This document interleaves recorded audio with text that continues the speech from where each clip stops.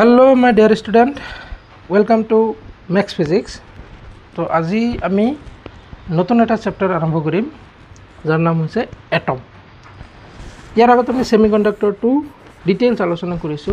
ইয়াৰ ওপৰত মই 2-1 দিনৰ ভিতৰতে প্ৰিভিয়াস ইয়াৰৰ কোৱেশ্চনখিনি সলভ কৰি দিম আৰু ইয়াৰ পিছত ইম্পৰ্টেন্ট কিছুমান কোৱেশ্চন দিম যিখিনি কোৱেশ্চন পৰীক্ষাত মানে 95% মানে চান্সেস আছে কোৱেশ্চনখিনি দিয়াৰ। আচ্ছা, এপ্লিকেশনত যিকেইটা আছে মেক্স ফিজিক্সৰ এপ্লিকেশনত তেওঁলোকে কৈছে যে মানে প্ৰিভিয়াস ইয়াৰৰ কোৱেশ্চনখিনি সলিউশন কৰি দিব লাগে। তোমালোকৰ হাতত যদি কোনবা কোৱেশ্চন থাকে, ডাউট থাকে, তোমালোকে সেইখিনি গ্ৰুপত পঠাবা, এপ্লিকেশনটোত পঠাই দিবা। আচ্ছা, যে নহওক চেপ্টাৰ আমি আৰম্ভ কৰিম এটম। এই এটম চেপ্টাৰটো আৰু ইয়াৰ পিছত এটা চেপ্টাৰ আছে নিউক্লিয়াছ। এই দুয়োটা চেপ্টাৰ মানে এটা আনটোৰ লগত লিংক। আমি জানো এটমৰ ভিতৰতে নিউক্লিয়াছ থাকে, তো আমি আগতে এটমৰ বিষয়ে জানি লওঁ, তাৰপিছত আমি নিউক্লিয়াছৰ ভিতৰত সোমাম। নিউক্লিয়াছৰ ভিতৰত কি আছে, কি নাই, কেনেকৈ কি বস্তু ঘটে, কি হিচাপত এটম হয়, আমি ডিটেইলছ চাম। আচ্ছা, যিয়ে নহওক এই চেপ্টাৰটো এটম চেপ্টাৰটো মানে ভেৰি ইজি আৰু স্মল, বহুত সৰু চেপ্টাৰ এইটো। এটম আৰু নিউক্লিয়াছৰ পৰা টোটেল 6 মাৰ্ক আছে। এই 6 মাৰ্কটো তোমালোকে যদি চেষ্টা কৰা ইজিলি কেৰি কৰিব পাৰিবা। মই কৈছোঁ নহয় ইজিলি, তোমালোকে খালি লেকচাৰখিনি ভালকৈ চাবা আৰু এই লেকচাৰত যেহেতু নোটছখিনি আপলোড কৰাই আছে এপ্লিকেশ্যনত, আৰু যদি কোনোবা এপ্লিকেশ্যন ডাউনলোড কৰা নাই তোমালোকে প্লে ষ্টৰত যাবা, মেক্স ফিজিক্স এপ্লিকেশ্যন ডাউনলোড কৰিবা আৰু তাতে ক্লাছ 12ৰ বেচ তাতে সোমাবা আৰু গোটেই চেপ্টাৰৰ ক্লাছ 12ৰ যিমান চেপ্টাৰ আছে গোটেই চেপ্টাৰৰ হেণ্ড ৰিটেন নোটছ তাতে আপলোড কৰি দিয়া আছে। তো আজি এটম চেপ্টাৰৰ ষ্টাৰ্টিং ইন্ট্ৰডাক্টৰী লেকচাৰ। তো ইয়াত আমি এটমৰ বিষয়ে যিখিনি বেছিক কথা সেইখিনি আমি পাতিম। তো ষ্টাৰ্ট কৰোঁ। আচ্ছা, তো এটমক আমি অসমীয়াত আমি কওঁ পৰমাণু।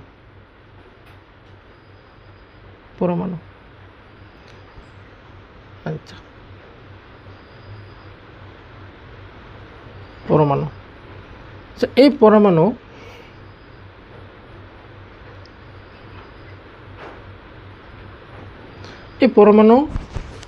পৰমাণুনো কি, ইয়াৰ বিষয়ে চিন্তা চৰ্চা এনেকুৱা নহয় যে 10 বছৰ আগত আৰম্ভ হৈছে, 100 বছৰ আগত আৰম্ভ হৈছে বা 1000। এইটো বহুত আগৰ পৰা ফাৰ্ষ্ট যিটো এটমৰ বিষয়ে আইডিয়া দিছে সেইটো আছিলে 400 BC। ইমান আগতে এজন মানুহ আছিলে, তাৰ নাম আছিলে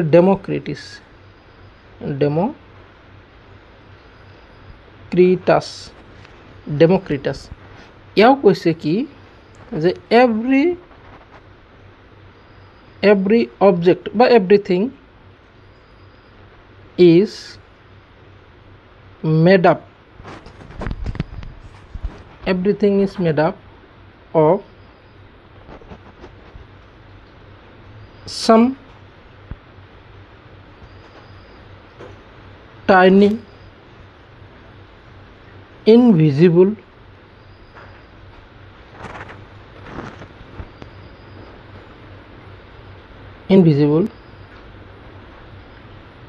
particle that cannot be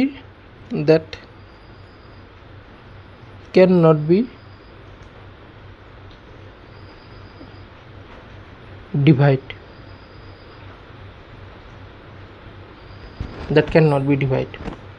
তাৰমানে প্ৰত্যেকটো বস্তু এনেকুৱা কিছুমান সৰু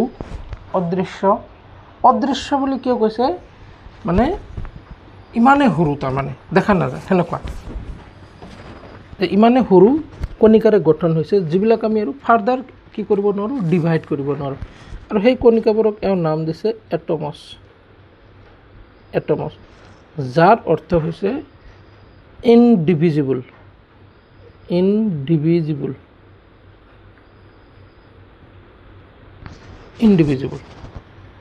যাৰ অৰ্থ হৈছে ইনডিভিজিবল।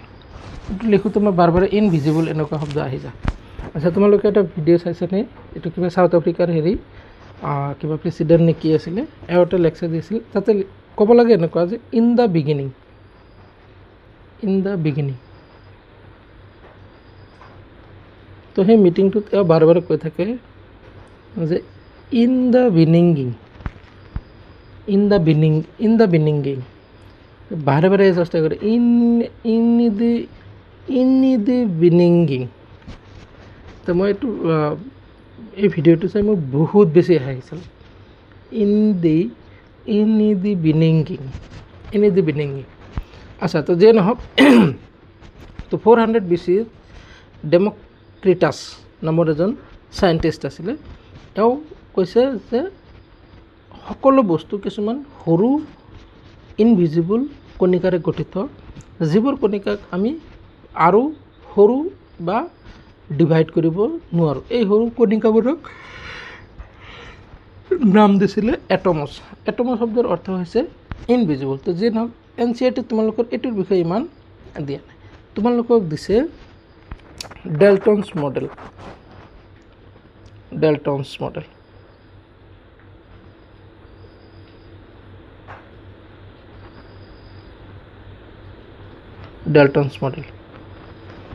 চাবা ডেল্টনে কি কৈছে। ডেল্টনে যিটো মডেল দিছে সেইটো তোমাৰ এপ্ৰক্সিমেটলি 1803 এই মডেলটো দিছে, 1803 চনত। আচ্ছা ইয়াৰ যিটো জন্ম এনেকুৱা আছিলে তোমাৰ এপ্ৰক্সিমেটলি ছেপ্টেম্বৰ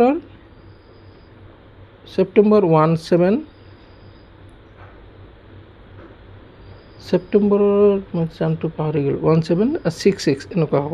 আৰু ডেথ হৈছে জুলাই মাহৰ মানে এইটো মাহৰ 1844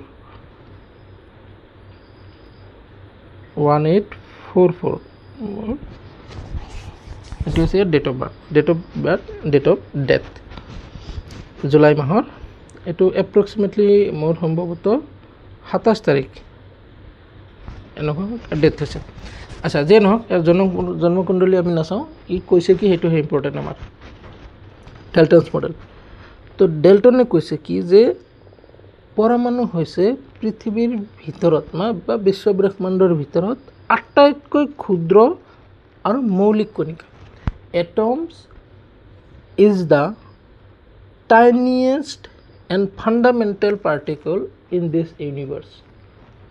যাক আমি কি কৰিব নোৱাৰোঁ, ফাৰ্দাৰ ডিভাইড কৰিব নোৱাৰোঁ। তাৰমানে কথাটো হৈছে মানে এই যিটো ডেমক্ৰিটাছে কৈ গৈছিলে এপ্ৰক্সিমেটলি সেইখিনি কথাই এওঁ কৈছে।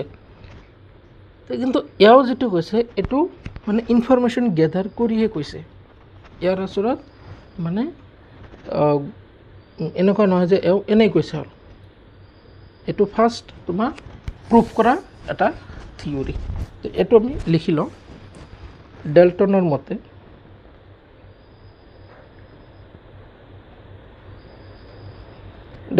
মতে পৰমাণু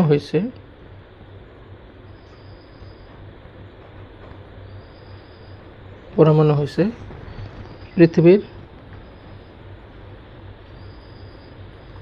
পৃথিৱীৰ ভিতৰত আটাইতকৈ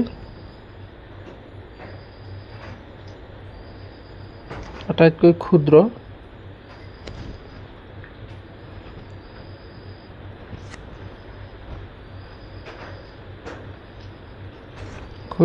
আৰু মৌলিক কণিকা।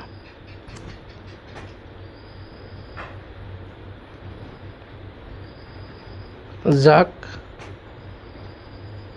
আমি আৰু ক্ষুদ্ৰ অংশলৈ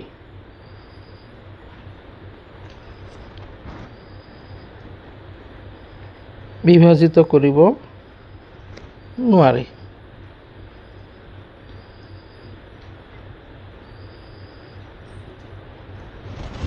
হৈছে না? আচ্ছা তো এইটো হৈছে ডেল্টনৰ মডেল। আচ্ছা চাবা এওঁ লগতে দুটা ইনফৰমেশ্যন আৰু দিছে এও কৈছে কি এটা মৌলৰ সকলো পৰমাণু একেই এটা মৌলৰ বা বস্তুৰ আটাইবোৰ পৰমাণু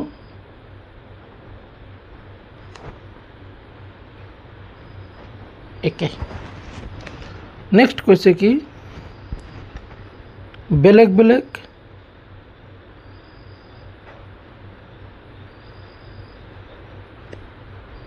মৌলৰ পৰমাণু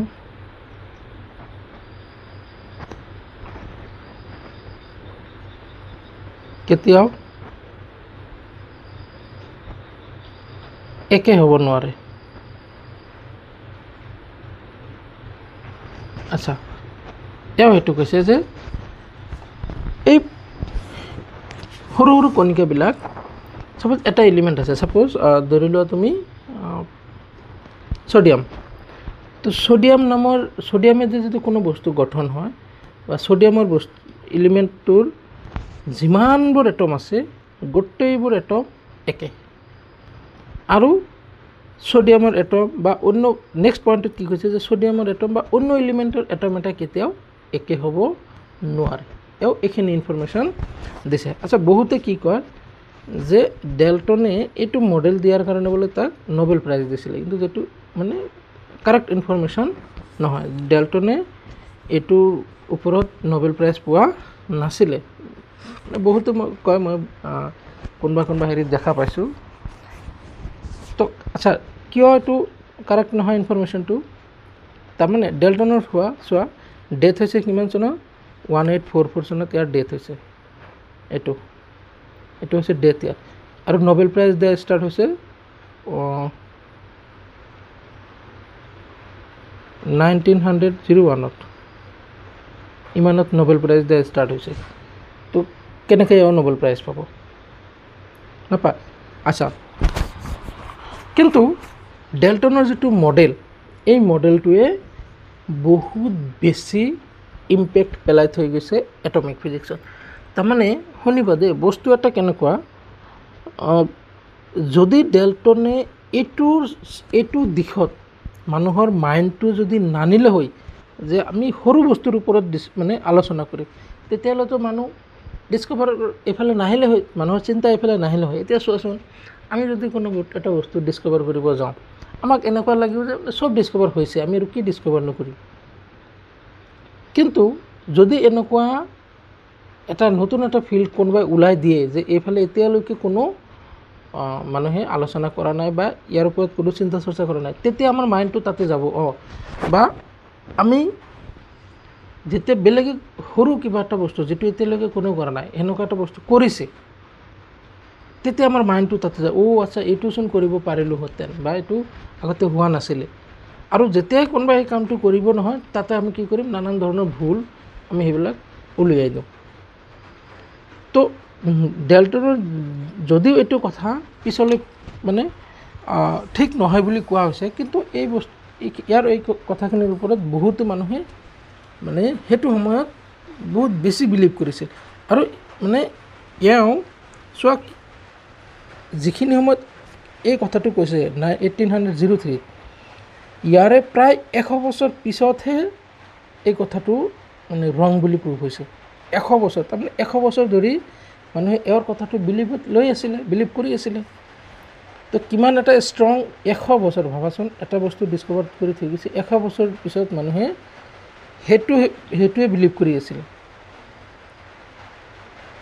কথা বুজি পাইছেনে তো ডেল্টনৰ যিটো মডেল সেই মডেলটো এটমিক ফিজিক্সৰ এনেকুৱা মানে কথা হৈছে যে দুৱাৰটো খুলি দিছে মানে এতিয়া বেলেগ মানুহে ইয়াৰ ওপৰত ডিস্কভাৰ কৰিব পাৰিব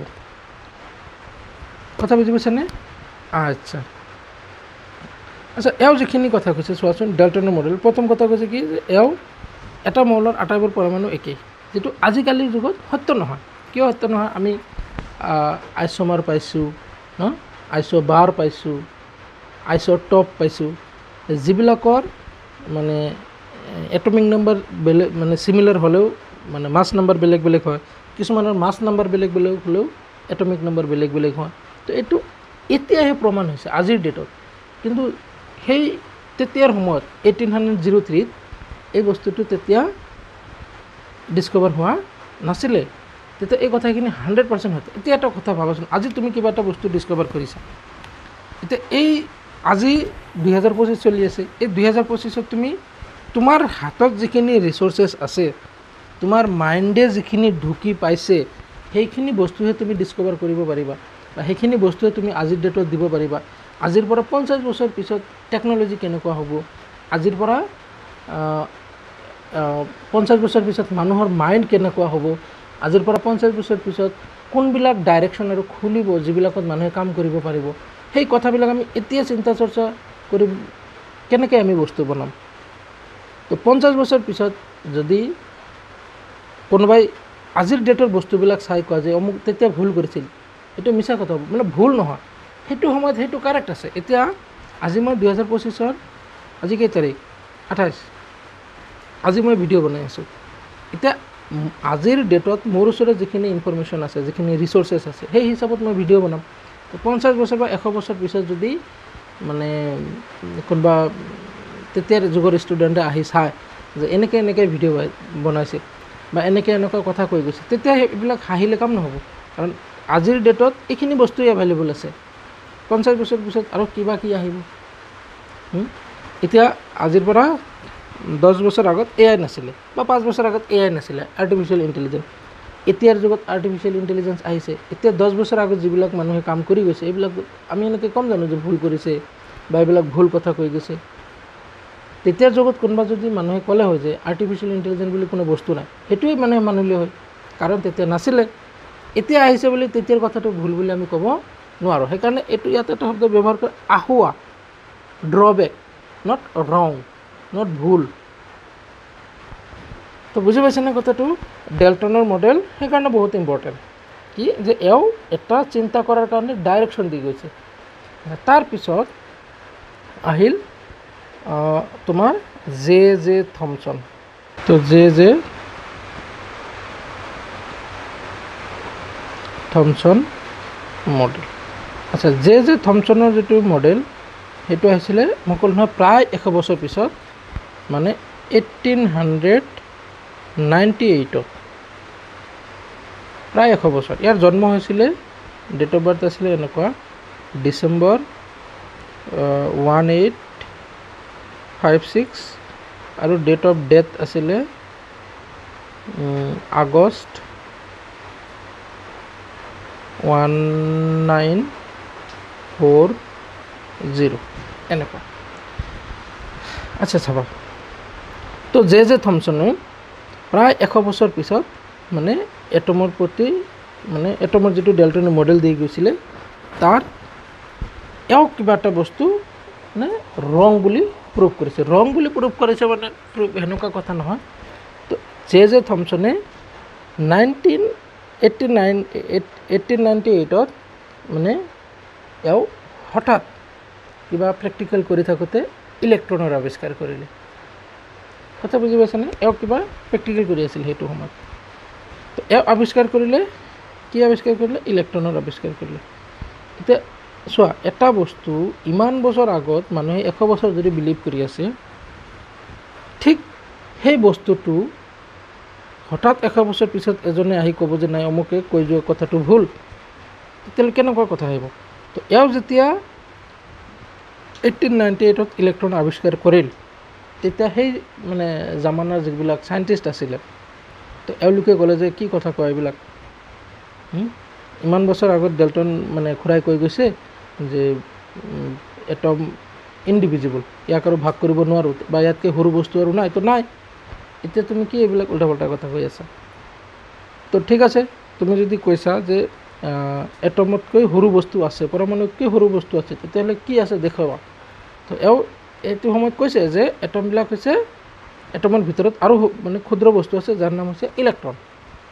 তো যেতিয়া ইয়াক ইলেক্ট্ৰনটো ক'ত আছে বুলি সুধিছে চাইণ্টিষ্টবিলাকে, তো এওঁ এটা মডেল দিছে। সেইটোক আমি সকলোৱে জানো, ক্লাছ 9তো পঢ়িছোঁ, এইটো প্লাম পুডিং মডেল বুলি, যাক আমি তৰবুজৰ মডেল বুলি ক'ম। তো এওঁ কি কৈছে যে ধৰি লওক এইটো এটা তৰবুজ,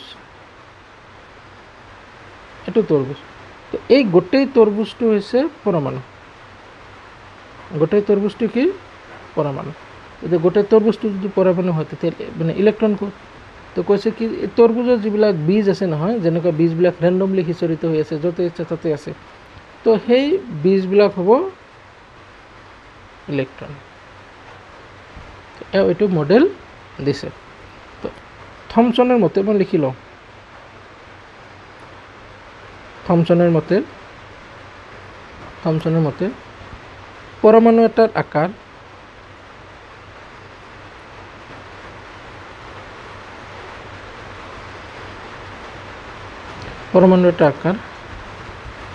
গোলক এটাৰ দৰে।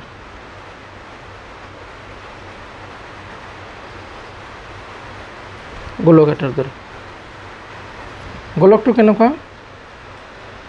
গোলকটো ধনাত্মকভাৱে আহিত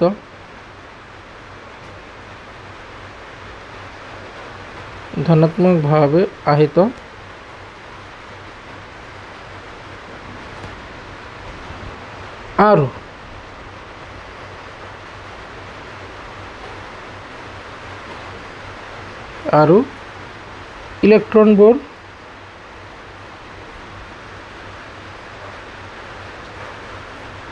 ইয়াৰ মাজত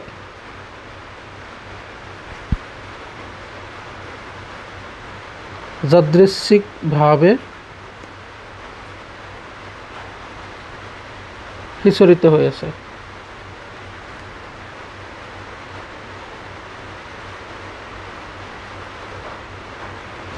আচ্ছা, তাৰমানে তুমি তৰবুজ, আমি এতিয়া গৰমৰ দিনত আমি বহুত তৰবুজ খাওঁ।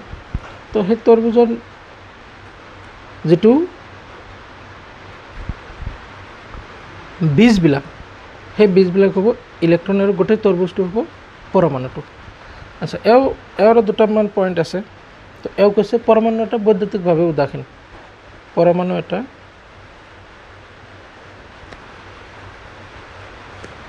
বৈদ্যুতিকভাৱে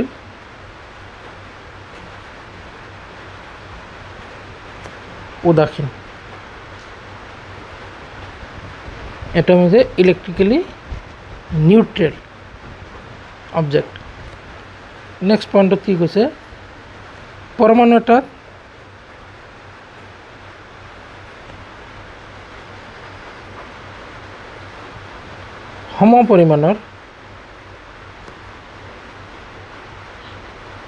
সমপৰিমাণৰ পজিটিভ আৰু নেগেটিভ আধান থাকে।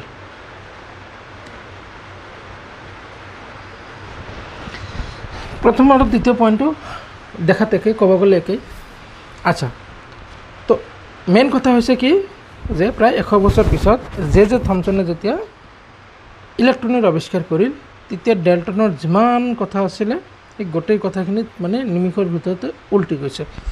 আচ্ছা, তো এওঁ কৈছে কি যে মানে